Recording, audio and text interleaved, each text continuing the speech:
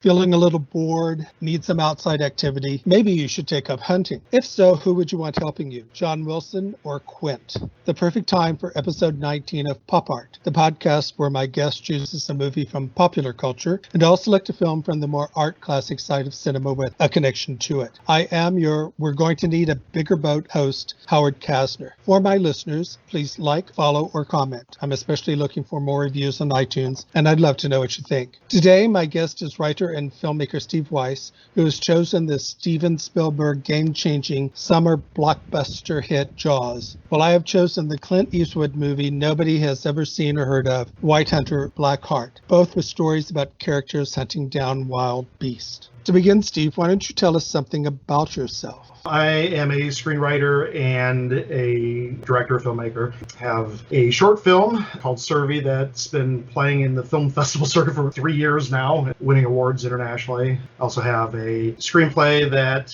has done pretty well called Paradigm. It's racked up 3 awards so far. My big claim to fame is I co-wrote a screenplay for a Batman film that almost got produced. Well, that's very exciting. It sounds like things are going along for you, and you've made some very solid achievements. That's great. Well, with that, let's get to your selection, Jaws. First, some information about the film. Jaws was released in 1975. It was directed by Steven Spielberg and written by Peter Benchley and Carl Gottlieb from the best-selling novel by Benchley. I also have to mention 2 more contributors here. It would be a crime not to include, and that is John Williams, who did the infamous music, and Verna Fields, one of the greatest editors of all time. It stars Roy Scheider, Robert Shaw, Richard Dreyfuss, Lorraine Gary, Murray Hamilton, Peter Benchley in a cameo, and one of the authors, Carl Gottlieb, who apparently had to keep writing himself out of the script as the newspaper editor because he really had very little purpose of being in the story, apparently. The basic premise revolves around the small New England tourist town of Amity Island. Just at the beginning of tourist season,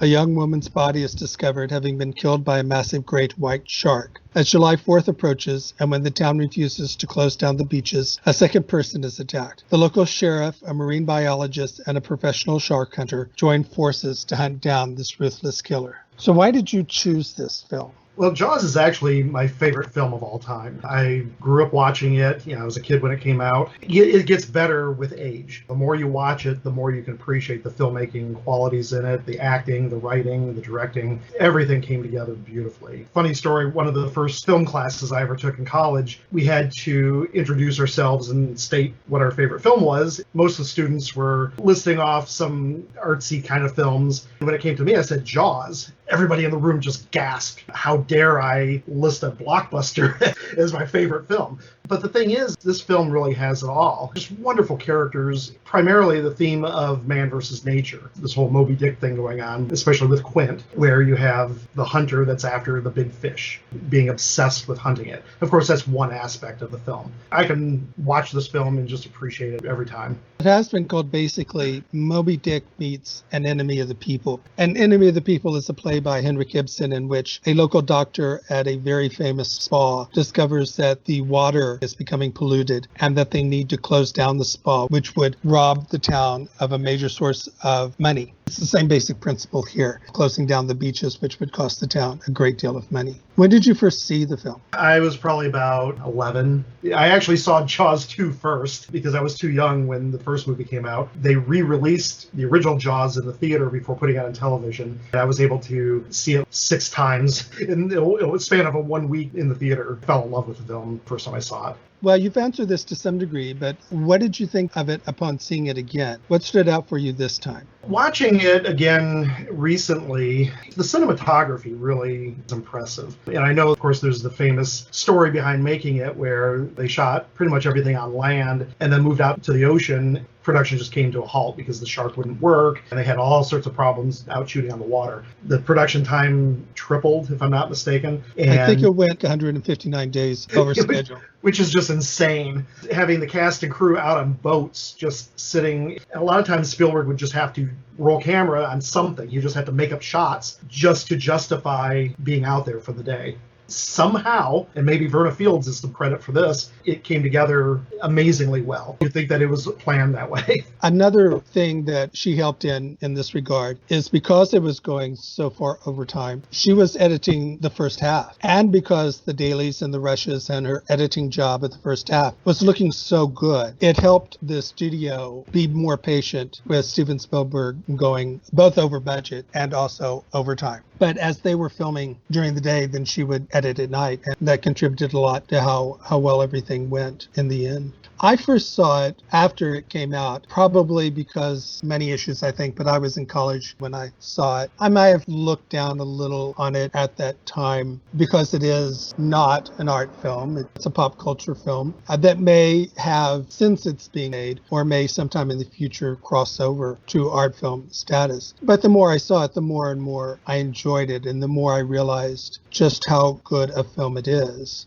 I do think, as much as I enjoy it, there are certain things about it that I think you like more than I do. I think Steven Spielberg got better as director as he went along. I don't think it looks particularly interesting. Really? Yes, I think it looks fairly standard for a 1970s movie. There's nothing that interesting in the way that most of it is shot, especially when they're out at sea. There's a reason actually why, and that's because Spielberg to a great degree had very little control over when he could shoot, what he could shoot, or what the parameters were. I think he even said that he thought he was going to be able to go out and just shoot this in a certain way, and that he would have complete control over it. At one point early on, he was shooting things over and over again, and he finally realized this isn't going to work that way. I'm not going to be able to shoot it like I want to. And I think, for example, that with Close Encounters looks far more interesting. Just the way that he played with light and shadow in Close Encounters. Yeah, absolutely. But I still look at some of the shots. Quint at the front of the boat where he's just resting back there with the sun setting behind him and the water bobbing up and down. It's a beautiful shot. And also some of the earlier scenes, my favorite is actually a dialogue scene. It's exposition, but it's when Chief Brody, the mayor, and the newspaper reporter and a few others are on the little ferry boat. It's done all in one shot. The camera's locked down at one end of the little boat, but the actors keep repositioning themselves. So even though the entire scene is done in one shot, it's a bunch of different shots that make up that one continuous shot. The staging of that is really nice. I love watching that. That is an excellent little set piece, I guess you would call it. For me, the strongest aspects of the film are first the acting. I think it is incredibly well cast in the lead roles. At first, the studio wanted major stars, and Spielberg said, if you get major stars, they're going to distract from the story itself. You want actors that people have heard about. You want professional actors. You want people who know what they're doing. But you don't want Steve McQueen. And I think that was a very good choice. We have three excellent actors here giving excellent performances. Richard Dreyfuss, Robert Shaw, and Roy Scheider. Yeah, I believe that Spielberg initially wanted Sterling Hayden to play Quint. He almost did. Yeah, but he was unavailable, I think, for tax reasons. So it was almost to the point of signing the contracts. The problem is that almost everything would go to the IRS, and Sterling Hayden would almost get nothing out of it. So in the end, it really wasn't worth his while. For some strange reason, Sterling Hayden could write books, and the books could be published in the U.S., and none of that would go to the IRS. But if he made a movie, then his salary would. And they said once he did a movie for TV and ended up only making $1 on it because everything else went to the IRS. I think he would have been wonderful in the role. Robert Shaw had his own income tax issues. He could only work in the U.S. for a certain amount of time before he owed the U.S. taxes. So he was constantly leaving the set to go to Canada and come back. And I think in the end he had to pay taxes because it just went on for so long. And I think they took quite a bit out of his salary. Well, for him coming in at the last minute like that, did an amazing job.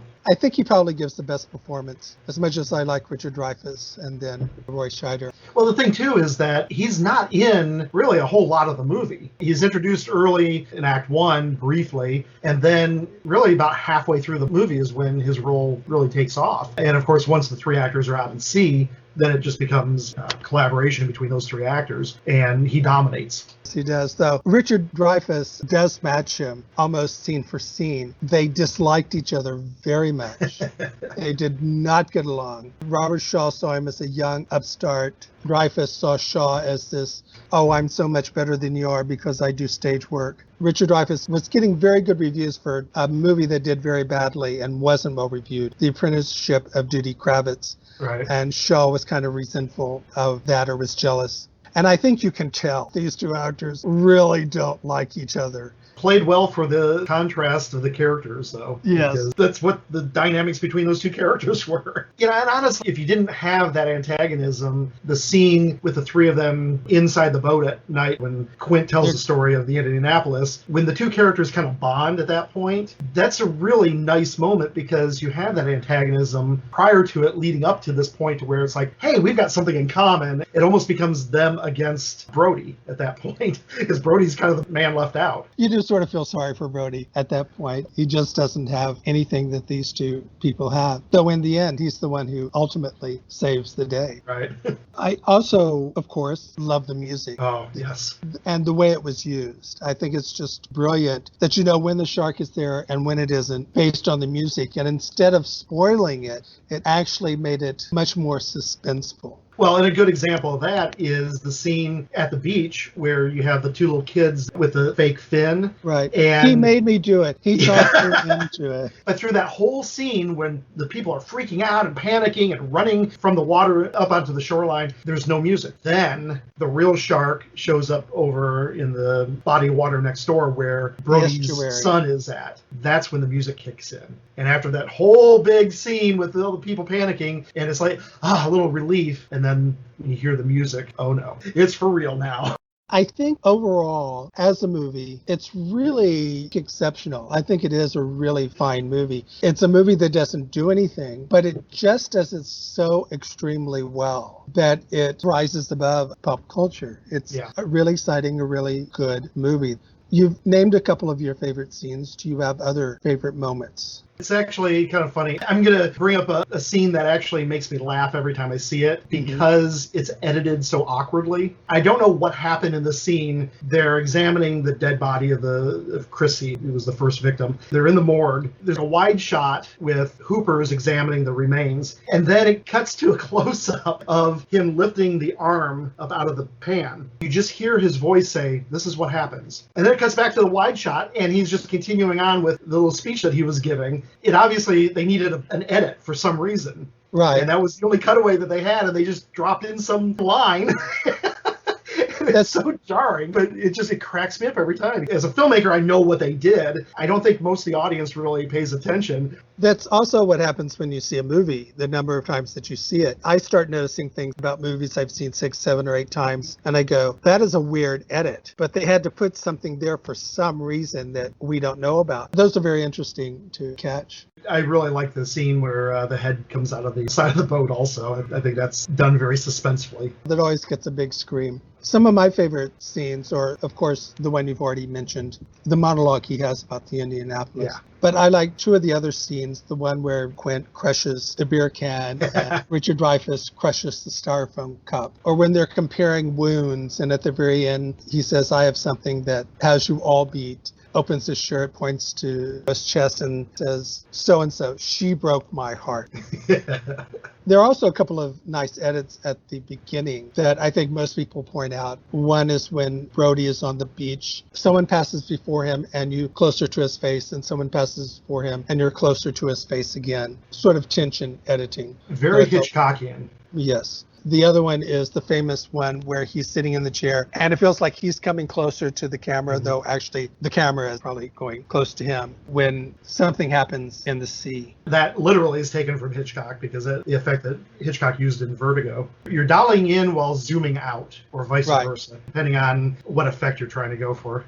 Even though this was in many ways a nightmare of a shoot because the shark didn't work. At the same time, as Spielberg said, the shark not working was in many ways a godsend. Right. He said he had planned on showing the shark quite often. I think that the movie would not have worked if they had done that. And of course, a lot of people have talked about that, how the tension of not seeing the shark, they had to use the barrels. I think that was an invention while they were on the set. Shoot them with the barrels, you see the barrels floating on the surface, you know the shark's right there. When the barrels go down into water, the shark's gone. Who knows where it is? I think that was a great way to create a lot of suspense and tension without a lot of special effects. Yes, it's a technique that dates back to Val Lewton and Jacques Turner when they did films like Cat People, where they decided we're not going to show the actual cat, or the Leopard Man, where they're not going to show the actual leopard because it was going to look cheesy. We'll just imply it, and what the audience imagines is probably going to be a lot more frightening than anything we could show. And as Spielberg said, this turned his movie from a Japanese monster flick into a Hitchcockian thriller, and it made all the difference. This could have so easily just been a schlocky monster movie, basically. And you look at all these films that came after it that basically use the same formula, like Piranha or Orca, or even The Deep, which was based on another Benchley book. It's like, okay, we're capitalizing on the ocean or the water, but we're showing, in some cases, really badly done effects. And that's what you're kind of focusing on, as opposed to the storytelling and the suspense. I think that's where Jaws rises above everything else that came along after that, including the sequels. In the end, it's the characters that people are going to be concerned about, not with the monster itself. It's not necessarily seeing the monster. Suggestion often works much, much better. I mentioned this earlier as far as the themes in the movie. For one thing, we have Brody, who is trying to stop the monster. I mean, literally, that's his goal. Save his town, save his people. But then you have Quint, who, as we find out, his reasoning in his speech about the Indianapolis, he's on a quest that's completely personal. Right. You know, he wants to kill this thing because he has almost a personal vendetta against sharks. It becomes an obsession where he has to kill this thing, even if it kills him, which in the end it does. I think originally they were going to have it where he was pulled into sea after he shot the shark. Something similar to what happened in Moby Dick, but they didn't go that way. I think that's how he died in the book. Right. The other change they made from the book was that Hooper, played by Richard Dreyfuss, the oceanographic expert, also dies in the book. Yes. As I understand it, one of the reasons why he doesn't in the movie, other than as I'm watching it, I'm going, you can't kill Hooper, it just doesn't make any dramatic sense, is that this movie all started filming long before it started filming down in Australia, when they had a second unit director down there filming sharks and filming someone in a shark cage, etc., like that. And it went very, very badly. They just couldn't get a lot of the shots they wanted, finally had to call it off. They did get some shots, but they couldn't get the shots they needed where that character got killed. In the end, they decided, yeah, he's just going to have to live. We're just going to have to let him. Yeah, and it's kind of funny because you can see the scene where he was supposed to die. Instead, the character swims down and hides behind some rocks until everything's over. Right. I'm out. It's all yours. I do have to say that no matter what you think of Jaws, it is, I think, one of the most important films ever made, at least when it comes to U.S. movie making. Yes. And it's probably the most important film ever made in the 1970s, because it changed the way Hollywood made movies in two ways. First of all, it was such a success that Hollywood started gravitating away from letting directors direct, I'm not sure what you would call it, but independent art type films rather than studio type films. Because Jaws just made so much money, and it takes so much money to run a studio. These other films, which sometimes made money and sometimes didn't, just couldn't make the amount of money they needed to run the studio. They did try to keep some of that going by having a sort of independent sub-studio connected to them, but these films just could never make enough money to make it worthwhile. Jaws started taking the studios in a totally different direction. And because of that, we now have the rise of the independent movie makers that started in the 80s with Spike Lee and Tarantino and Soderbergh, the Coens. But the second thing he did, as I'm sure you know, because you know all about Jaws, is it changed the way movies, or at least summer blockbuster movies, were distributed. Yes. They were so desperate to make money off it, and they had to make that money as fast as possible. So instead of opening it on a smaller number of screens and then opening wider and wider and wider, they just four-walled the United States, opened it all over the country, all on the same day. hoping that that would help them make enough money back and it wouldn't matter about the critics. That's often why you did that. If they did that before with movies, it was because they wanted to avoid the critical reaction to a film. Right. In this case, they didn't have to because the critics pretty much raved or certainly didn't do it any damage. But because of that, that's often why summer blockbusters now open, and it just changed everything, for better and for worse. Yeah, and that gave rise to films like Star Wars that came just a couple years afterwards, cemented the whole blockbuster mentality. Yeah, prior to Jaws, it was just a different way of thinking about making movies and releasing them. It was a wake-up call, I think, to Hollywood where they said, oh, we should do things this way. It's been like that ever since. It's just gotten worse or better, depending on your perspective on how that philosophy has taken over. No more Easy Riders, no more French Connections, no more Bullets, no more movies like that. It has to be something much bigger that's going to make them a lot of money, which of course today has led to the emphasis on franchises and remakes, rebooting by studios, as well as superhero movies, which are basically the modern day equivalents, whether people want to admit it or not, of Jaws, Star Wars, Indiana Jones, movies like this. It's no different. Basically, the studios are becoming great white sharks. And it takes a lot of food to keep that shark moving. So maybe in many ways, Jaws is a huge metaphor for the studio system. That's pretty accurate, I think. You do rank this so highly as your favorite film. Maybe speak more of that. What is it that really keeps it up there so high? I like the sense of adventure. A lot of people list this as a horror film, and there is a certain horror aspect to it. Primarily, it's an adventure, and I think that's what drew Spielberg to the story to begin with. You have these three guys going out to sea to hunt this unseen killer. They have to work together, and in some cases, fighting amongst each other in order to meet this goal. I'm drawn to adventure stories. I think that really, in a kind of a realistic manner, unlike the Indiana Jones movies, which I love, but those are more fantasy adventures, where this one is kind of grounded in reality. That's the main draw that I have for that. Well, I certainly think a lot of that reality goes back to the book, which was incredibly well researched. In fact, as I understand it, in many ways, Steven Spielberg threw out the first part of the book and said, we're going to more or less start from scratch in creating characters and dialogue, and a lot of changes were made. But when it came to the shark hunt, that pretty much stuck to the book. They did change the ending, how the shark died, to make it bigger. More cinematic. Right. If the shark didn't die this way, in that big a manner, I probably would have been let down. It would have been too anticlimactic. And I know that eventually later, because of the effects that the movie had on the general public, where it became almost like a hatred of sharks, and people were going out hunting sharks to the point to where, I don't know if it was a great white or some others that were almost to the point of extinction. And he had to basically create a nonprofit or whatever, it's like trying to educate people about sharks, that they're not necessarily just these evil killing machines. They actually serve a purpose in the environment. And this was also a very important film, of course, for Steven Spielberg. I think his career could have gone so different very easily. His first feature film, Sugar Land Express, hadn't been released yet. And in many ways, he was being hired based on some television work as well as Duel, Right. the made-for-TV movie that was a huge hit and which was released in movie theaters in Europe. But Sugar Land Express was not a success. I like the movie very much. People don't seem to. And I do wonder if that movie had been released before Steven Spielberg had been assigned to Jaws, whether he would have been assigned to Jaws. I don't think so. I think that he probably would have ended up back with more TV movies or shooting more television episodes. Of course, it was the same producers, Zanuck Brown, who did the Sugar Land Express and Jaws. He came across the book because David Brown, one of the producers, his wife was Helen Gurley Brown, who was the publisher. He always had access to books early before they actually hit the market. So he had a copy of the book sitting on his desk, and Spielberg,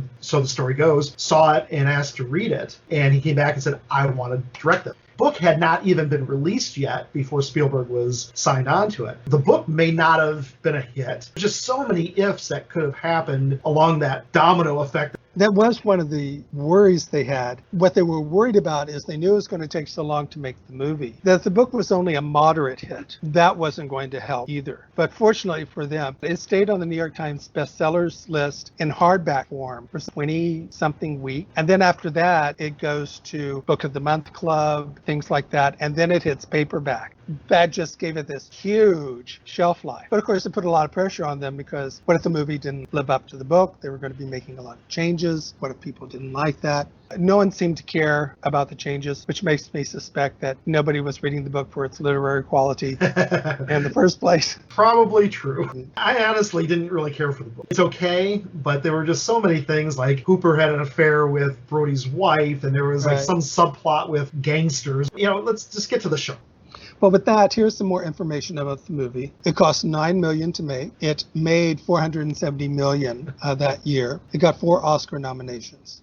It won 3. It won for Best Score, Film Editing, and Sound. It was nominated for Picture. It did not get a nomination for Director. That probably went that year to Fellini's Armicord. I can't really argue with Fellini getting a nomination over Spielberg, but that was the year of One Flew Over the Cuckoo's Nest, and this is a totally different discussion. I'm not a big fan of One Flew Over the Cuckoo's Nest, so I would have had Spielberg over Milos Forman. Peter Benchley himself appears as a reporter about halfway through. Gottlieb was hired because he was a comedy writer. He had been working on the TV series The Odd Couple. They felt that they needed some comedy in this movie or it just wasn't going to work. Susan Lacklany plays the first victim of the shark who gets attacked while skinny dipping. She then satirizes this by skinny dipping in Spielberg's movie 1941, where she goes into the Pacific Ocean. Suddenly, she gets hoisted up by a German submarine. The shark was named Bruce, and it was named after Spielberg's lawyer, Bruce Raymer. And apparently, as someone said on my last podcast, in Finding Nemo, there's a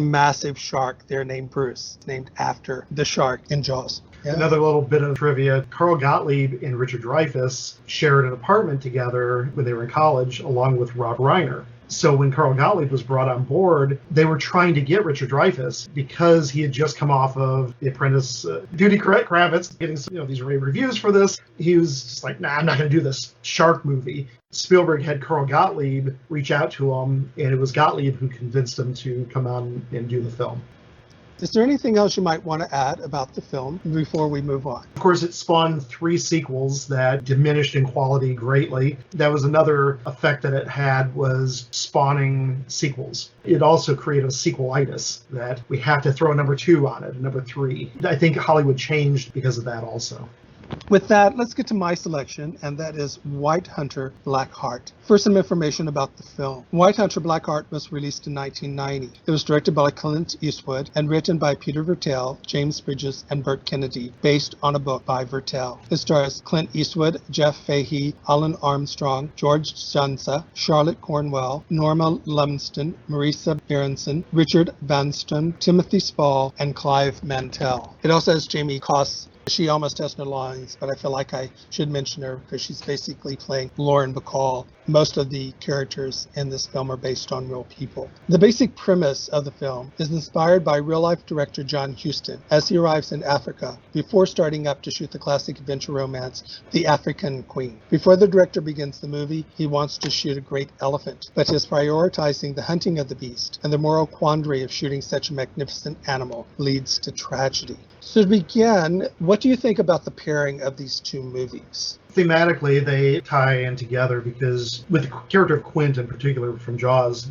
he is this hunter that is obsessed with getting this animal, the great white. The Clint Eastwood character, John Wilson, who's a film director, his obsession is hunting an elephant, another huge beast that, out in the wild. The difference, though, is in Jaws, the shark is the villain, whereas in White Hunter, Black Heart, the elephants are innocent. He's wanting to shoot this just because he's a hunter. He just wants to go out and do big game hunting. He agreed to do this movie in Africa so he could go out and do the safari and hunt what he considers the biggest beast and take it down. In both cases, you have this obsession that ends up leading to death. On one hand, it's his own character's death, but in this one, it's the death of another character that dies tragically, like you said. When did you first see the film? Just a couple days ago, as a matter of fact. It's a movie that I've had on my list for a very long time, actually since it came out. I actually remember Siskel and Ebert reviewing it. They gave it positive reviews, if I remember correctly. And the one thing that they talked about was how Clint Eastwood was essentially doing John Huston.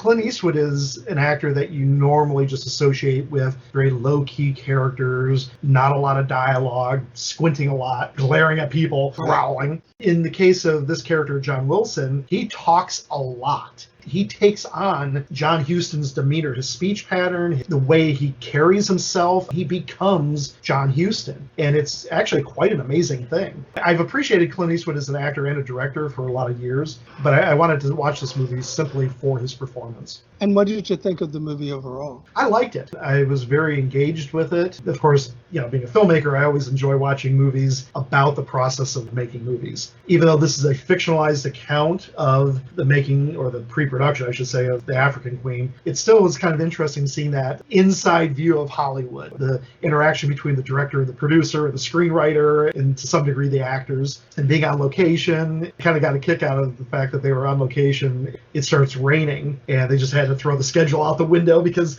that almost happened to me on a film. And similar things happened in the making of Jaws, where the weather and the way things happened got in the way of filming itself.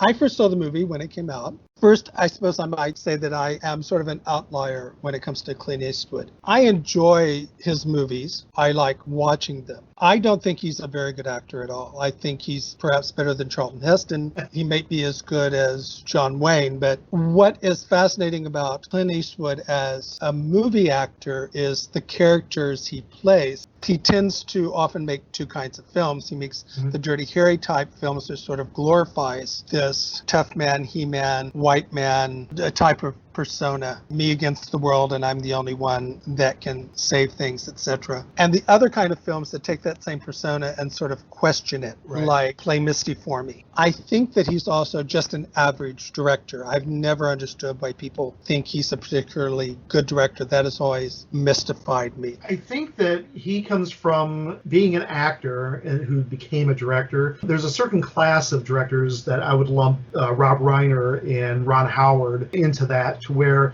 they're coming from an actor's point of view, not necessarily from a cinematic point of view. I noticed that watching this film too, the shots are very basic. There's a lot of wide angles, a lot of medium shots, not a whole lot of creative flair when it comes to camera work. There's a few times where it's like, oh, okay, he's trying something different there. For the most part, it's just pointing the camera at the actors and letting the actors do their thing. Like Rob Reiner once said, and I'm going to mangle the quote, essentially he was saying his job was to put the camera where it would best serve the audience. So the audience has the best seat in the house, which is kind of true. You look at his films too, they don't have a lot of flair, but you're engaged because you're watching the actors. I think a lot of actors turned directors kind of fall into that realm, unlike the auteurs that come out and they're wanting to dazzle you with the camera angles and the editing and the shots. So I think that's very insightful. Even films like Mystic River, Midnight in the Garden of Good and Evil, his most recent films like The Sniper, the camera work is all very standard, very basic. Yeah. And I also understand he doesn't like to do many takes. There's not really necessarily a lot there. But for me, this movie is not only, I think, his best film, I think it's quite possible his masterpiece. I think it's his greatest performance. I agree with you that this is probably his best performance. But I almost want to say it's actually his only performance. Perhaps. The reason why he gives such a great performance, and this happens to a lot of actors who in many ways just sort of play themselves or play a persona. If you give them something where they cannot be themselves, you give them an accent, give them a real person to play that they have to imitate. Sometimes you just give them facial hair. And suddenly they free themselves and they can give a performance with a lot more depth and a lot more interest. So here we have Clint Eastwood imitating John Huston and doing an incredible job of imitating John Huston. There are times when you almost wonder whether this is actually John Huston or not, because I think Clint Eastwood captured him so well. Yeah, there were a few shots, especially some wide shots of Clint Eastwood walking, and just his whole body language was John Huston. And I had the same reaction. Wow, that's like watching John Huston on screen, not watching Clint Eastwood. It's just completely different demeanor. Right, he couldn't play himself. He couldn't be the character that he normally is. I'm not sure this ever really happened much in any other movie. The closest I think he ever got was the recent movie The Mule. He also isn't playing Clint Eastwood in this movie. He's playing a rather average man who in many ways reminded me of my father in his demeanor and his personality. I also thought Well, that the film looks much better than many of his films, and it's more interesting to look at. And again, he's doing a period piece, doing something that's not about himself or about the persona he usually plays. From a looks perspective, it may not quite reach Letters from Iwo Jima, but it's almost up there. And I think Iwo Jima is probably his best piece of direction. so I still think Unforgiven is really high up there too. I think that's an amazing piece of work that he did. Talking about his acting, there's two different kinds of movie stars, if you will. There's the personality, the Arnold Schwarzeneggers or the Stallones or people like that, who basically are the same person in every film. It's just a variation of that same on-screen person. Tom Cruise is like that for the most part. And then you have character actors, Daniel Day-Lewis's and Gary Oldman's to some degree. De Niro used to be like that before he became a personality. And Clint Eastwood is a personality. Go to see a Clint Eastwood movie because you expect Clint Eastwood to be Clint Eastwood. He's very effective at that, and he's very charismatic, but he's generally that same type of personality from film after film. It could be a comedy, it could be a Western, it could be a war movie. And even in this film, to some degree, he kind of plays off that macho image, but twists around to be John Huston. It's such a fun performance. I just got such a kick out of watching him have fun with this role. I was getting a kick out of it too, not just because he was having so much fun with this role, but the character was a lot of fun. And I'm going, he's actually acting. He's actually giving a performance. And I was kind of taken aback by that. And I wish he had continued on with that instead of going back to making the same kind of movies that he had been making before this. But of course, we'll get into that later, but the movie didn't do very well. My understanding is he did the movie The Rookie with Charlie Sheen about the same time period in order to do this film. Right. Like, okay, let's do the studio buddy cop it's movie. a one-off. Yeah. He actually shut down production for a week to be able to go to the premiere of this. He didn't care about The Rookie. He cared about this film. What are some of your favorite moments or scenes from the film? Talking about getting a kick out of his performance, I appreciated the opening, not the opening scene per se, but his character introduction. I'm a big fan of character introductions. If a movie can really do it right, I'm really happy. Following the Jeff Fahey character as he enters this mansion and goes up the stairs and enters the room, and you see this shape of a person sitting on the bed reading a newspaper. The newspaper drops down and there's Clint Eastwood. This big grin comes over his face and he hops out of the bed fully clothed, is just like this ball of energy. He's like, look at my outfit. Do you like this? Do you like what I'm wearing? And it was hysterical. And that was the moment where it's like, okay, we're not watching Clint Eastwood do Clint Eastwood. We're watching him do something different. Right. I think perhaps my favorite scene is the hotel scene, where the ending of it is the fight. Oh, yeah. I think that's an extremely well-written scene. And it's another place where it sort of goes against Clint Eastwood himself, or the persona he usually plays. For one thing, the character he usually plays tends to be rather conservative, not exactly right-wing. Everybody often calls Dirty Harry a fascist, but I said, no, he's not. He's someone who always threatens to break the law or violate the Constitution, but he never does, which is why he gets away with what he does. But now he's playing someone with a totally different, in many ways, political outlook, because John Huston was a liberal for his time. But it also ends with this fight scene where for the very first time, Clint Eastwood plays a character that is defeated in a fair fight. Yeah. He always would either win the fight or people ganged up on him so that there was more than one person fighting him to take him down. Or in one movie, he threw a fight. But this was the only film where he played someone where someone beat him in a fair fight. The actor, Clive Mantel. Clint Eastwood was older than he was. Mantel was in pretty good shape. Apparently, Clive Mantel had a very difficult time keeping up with Clint Eastwood in that fight scene. That whole sequence was just brilliant. The scene before the fight scene, because it really kind of was a 1-2 punch, if you will, because you had the John Wilson character talking with essentially the stand-in for Katherine Hepburn. She really comes out with a lot of anti-Semitic views, which are kind of shocking. I'll have to correct you there. No, that's not Katherine Hepburn. That's just some woman staying at the hotel. Katherine Hepburn is played by Marissa Berenson. She and Humphrey Bogart I don't think have even arrived yet. That character expresses these anti-Semitic views. He basically gives this long speech, which in some respects is on par with Quint's speech from Jaws. Right. You have this character that is talking about something that happened in the past and kind of his insight into his character. At that point, you understand who he is and what's motivating him. But moving on from basically telling off this woman who is anti-Semitic to then dealing with someone who is showing cruelty cruelty to the African workers there in the hotel, to the point where he's like physically beating them. It's like, okay, that's the character in a nutshell right there, that he is willing to fight and stand up for the underdog. But that does sort of eventually then lead to some irony. So it's here we can talk about how you felt about the ending. I was, through the whole movie, hoping that he did not shoot an elephant. I was really dreading the moment where he actually killed an elephant and then had to deal with the ramifications. It surprised me in a little way that it was his African helper that did not speak English, and so they had to deal with either going through a translator or just kind of a form of sign language to communicate. The John Wilson character brought him in under his wing, if you will, looked at him as, here's someone that he really respected. When facing off of the elephant that it was getting ready to charge, the African character jumped in and basically saved John Wilson's life, but was gored by the elephant and was killed. In some respects, it was, okay, that's kind of convenient. I don't know if that happened in real life or not. Dramatically, it makes sense with the theme of the movie, and where it finally, John Wilson had to deal with what his obsession was, that his obsession got someone killed. I actually loved the ending where they come back to the village where they're shooting, had to communicate to the villagers that he died.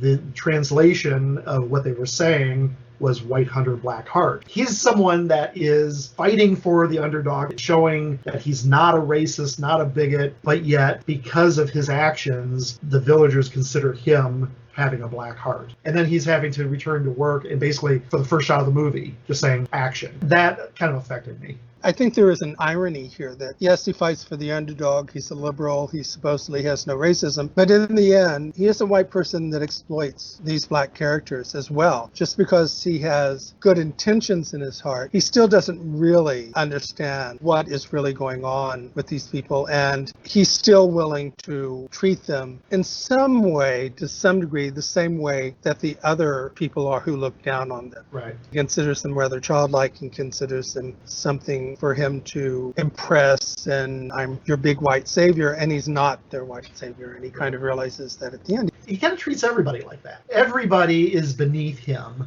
whether it's his friend Peter, who he brings on board to rewrite the script, or the producers, or the other people that work on the film. Even though he may be a liberal and he may look at people who are oppressed as this ideology as opposed to real human beings, but the real human beings in his life, he does not treat very well. I suppose we should mention, of course, who the people are that these people are really playing. And of course, Clint Eastwood as John Wilson is playing John Huston. Jeff Fahey as Pete Verrill is playing Paul Vertel, who was an up-and-coming novelist when he began writing for movies and did very well. So he's always considered being a novelist was what he really wanted more to be. George Zunza as Paul Landers is playing Sam Spiegel. Marisa Berenson as Kay Gibson is Katherine Hepburn. Richard Vanstone as Phil Duncan is playing Humphrey Bogart. As I said, then Jimmy Koss, who is with Humphrey Bogart as Mrs. Bogart, then has to be playing Lauren Bacall, and Lauren Bacall did go on location with him. Though I don't know if he's based on a real person or not. I just have to say Timothy Spall as the bush pilot is absolutely wonderful. He's one of Mitch Lee's regular set of actors that he uses in his film. And he's just a wonderful, wonderful actor. And he's the scene where he's flying the plane and it's going all over the place is really fun. And then reveals, oh, well, that was just a joke that John Wilson wanted me to do.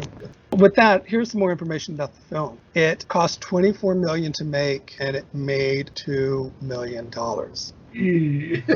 It was a flop. I do remember that it came and went. And, as I said before, a lot of people don't know anything about this film, even Clint Eastwood fans. And I think it is his best piece. Paul Vertel introduced surfing to Europe while working on another film, The Sun Also Rises, when he was in Biarritz. Paul Vertel was a big surfer. He diverged from his intellectual family to a certain degree in that way. While they were off with all the intelligentsia in Los Angeles as refugees from Europe, he was off surfing, and he started the very first surfing club in Europe.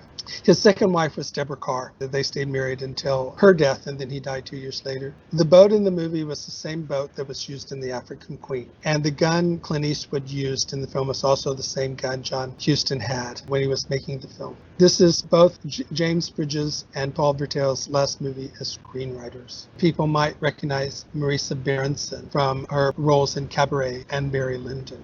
So with that, is there anything else you might want to add about the movie or the other movie or both movies, together. One thing that I noticed, a technique that this film uses, that thinking about Moby Dick actually, is I don't know what the literary device is called, but basically we're seeing the events of the film play out through the eyes of a secondary character. In this case, Pete Farrell. There is a term for it. It's third person something. But it's basically, he's Ishmael. He's the character that's telling the story, literally, because the real person, Peter Hertel, wrote the book that this movie is based on, and he co-wrote the screenplay. That character literally is telling the story. We're seeing all the events through his eyes, even though he's not the main character. Dr. Watson is to Sherlock Holmes. That's a device that's more used in books than movies. Every once in a while, I keep trying to figure out any movies that uses it, and usually I only come up with movies adapted from books. The other major one is Nick Carraway and The Great Gatsby. I think it was very effective. To a certain degree, it theoretically gives you an objective viewpoint, though at the same time, of course, the person telling the story is shading events to his own interpretation. With that, let's start closing out. And I asked you to choose a film or two to go with your choice that might interest our audience. I mentioned this film before, kind of as a knock against it. Joe Dante's Piranha is a complete ripoff of Jaws, but I think it was actually purposely made at the time. Is Roger Corman, we need a ripoff of Jaws. Exactly. And I think John Sayles is one of the writers who contributed to the script. He was. It's really a fun movie. It's a cheesy, little low budget, no budget type of film, but it has a wit to it. It makes fun of itself and the tropes. If you're into Jaws ripoffs, I would highly recommend that. Do you really want your Roger Corman films to be anything other than cheesy with a lot of wit? Talking about John Sayles, you got Alligator also, that from the same time period, where you have another aquatic beast that is on the loose killing people, and it's a cheesy, really fun film. That's why you watch Roger Corman films. For me, I'm going to do something I've never done before. I'm actually going to recommend a film I have not seen. It's a film I've always wanted to see, but for whatever reason, I just have never gotten around to see it. And it's called Track of the Cat. It's from the 50s, I believe. I didn't write down the date. It's directed by William Wellman, and it stars Robert Mitchum and Teresa Wright. And it's about two ranchers, brothers, who go hunting for a leopard that is killing their sheep. So it basically has the same premise in many ways of Jaws. Also, because this is a movie about a movie, I could not let it go by without mentioning the greatest movie about making movies. And that is, of course, Day for Night by Francois Truffaut. And, of course, we can't forget to mention The African Queen, which is the movie essentially that is being made in this film, although I think it's called The African Trader. Oh, yeah, like that's going to fool anybody. What is next? What should we be looking for, expecting from you? You did mention your film. It's called Sur'vi. And we've been shown internationally about 50-some film festivals. I kind of lost count. The film has earned 18 awards so far. Can it be seen anywhere, or is it still playing at film festivals? Right now, it's not available to the public, but it will be going on Amazon pretty soon. In the meantime, I'm trying to develop Paradigm, which is the feature film that's won a few awards. Got a producer on board. We're looking for funding at the moment. It's a wonderful phase called development. As for me, I'll go through my usual litany. I'm a screenwriter and script consultant, so I have a Howard Kastner screenplay consultation page on Facebook. I have a blog called Rantings and Ravings, where I talk about issues concerning screenplays and screenwriting and movies. I have 2 books of short stories that I published on Amazon, The Starving Artist and Other Stories, and The 5 Corporations and One True Religion. These are sci-fi, fantasy, and horror short stories. The second edition of my screenwriting book, More Rantings and Ravings of a Screenplay Reader, is also available on Amazon. And I am an amateur photographer, and you can find those on Instagram. If you are interested in checking out the Batman script that I co-wrote, it is available on Amazon. Batman Dark Knight, all one word, Darknight. I also have a collection of short stories called Portals of the Mind that's on Amazon. Great. The previous podcast was with Drew of Drew's Movie Reviews, and we talked about the films Finding Nemo and The Searchers, both films about children being abducted. The next podcast will be with screenwriter Jordan Trippier, where we will discuss the movies Constantine and The Wailing, 2 films about demons. With that, Steve, I very much want to thank you once again for being a guest on my podcast. Well, thank you very much for having me. This was fun.